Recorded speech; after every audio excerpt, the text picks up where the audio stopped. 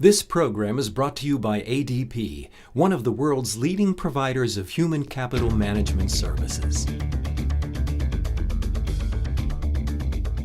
After a business is successfully established, the next step is to expand. New opportunities, increasing revenue, and hiring more people are all rewards of growth. But they also come with risks. This chapter will explore the steps needed to grow your business sustainably. Entrepreneurs also need to make sure that they are planning for growth, because if you are stagnant, the only thing we know with certainty is at some point your clients will fire you. And if you're left unprepared, that could be disastrous. So we're always looking for the next client to continue to grow, and we want to grow at a trajectory that is both based on top line, but also our EBITDA or our profit. Keep a record of what you spend, keep a record of contacts you've made, just keep a record. Some of those things may become valuable, telling you where you've made mistakes and how to not make that mistake again. In the pursuit of new business or business development, keep in mind a very small percent of the people you talk to are actually going to become clients. So the thing that you need to understand is have a thick skin and be persistent. We go through a pretty rigorous internal postmortem to determine what could we have done differently if we didn't win, but I'll always solicit the inputs of the client as well and say, okay, I understand you may have gone with somebody else. What was it about our presentation or about our proposal that either didn't win you over or gave you cause for concern? Because I want to take something back to our team, knowing that they've worked very hard to get us to that point, and give them some kind of inkling about what was going on in the client's mind when they made a selection other than us. One of the problems that small businesses have is they don't really have a plan as to how they're going to sustain their business. And if you are struggling with cash flow issues, you've got to get command of your numbers.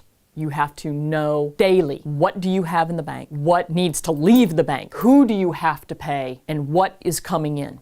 For me, the priority has always been aggressively following payment that is due to us.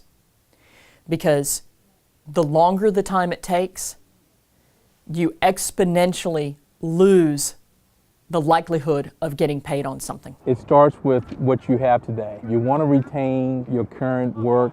We have a requirement that our executives understand that 90% of that work that they currently have, they've got to keep.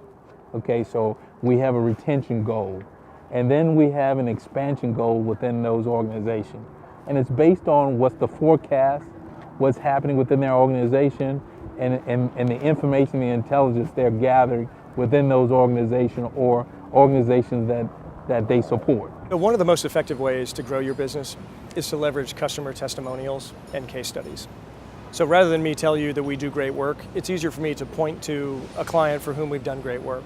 And if you've serviced them well, oftentimes they'll be willing to make a quote for you that says, these guys are the best ever.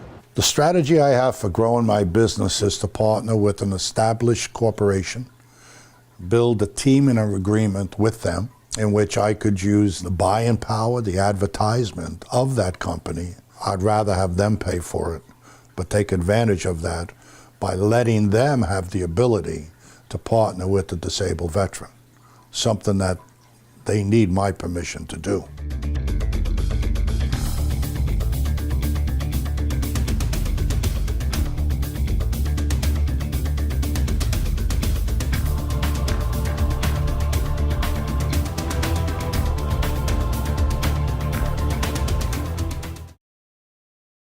For more information about how ADP gives back to our communities, please visit adp.com.